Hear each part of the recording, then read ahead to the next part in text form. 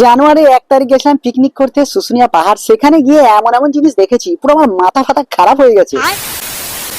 10টার সময় একেবারে নবাবে আনা খাবার খেয়ে তারপরে খেয়ে নিচ্ছি লেমন টি। আহা, লেমন টি খেয়ে শরীরটাকে একেবারে উপর থেকে নিচে অব্দি হট করে গোটা গোষ্ঠী নিয়ে আমরা এবারে পাহাড়ে উঠবই। সেখানে ছিল চোখ ধাঁধানো এমন এমন জিনিস যেগুলো দেখে তো আমার চোখ চড়ক গাছ। তার মধ্যে আপেল আঙ্গুর আবার শীতের কত কিছু লবাদ ফবাদ কত কিছু গো। এত ছোট্ট পাড়া মেলার মধ্যে এত রকম জিনিস দেখে ভাগ নিতে পুরো মাথা ফাতা খারাপ হয়ে যাচ্ছে, কোনটা নেবো কি কোনটা নেবো না। এই মেলাতে বিশ্বের সব থেকে বড় বালকি আর টিফিন কেটে দেখেছিলাম। সেখানে হোটেলে বড় বড় করে লেখা আছে ভাত পাওয়া যায়, কিন্তু সেখানে পাওয়া যাচ্ছে চিড়িয়ার ঘুগনি। এরা কোথা থেকে আসে বস? ভাই কেন জানি না আজকাল যেখানে যাচ্ছি না এত রকম ভাবে মানসিক অত্যাচার হচ্ছে না, কোন দিন এবার পাগল ফাগল হয়ে তোমাদের পাড়া দিয়ে ঘুরে ঘুরে বেড়াচ্ছি।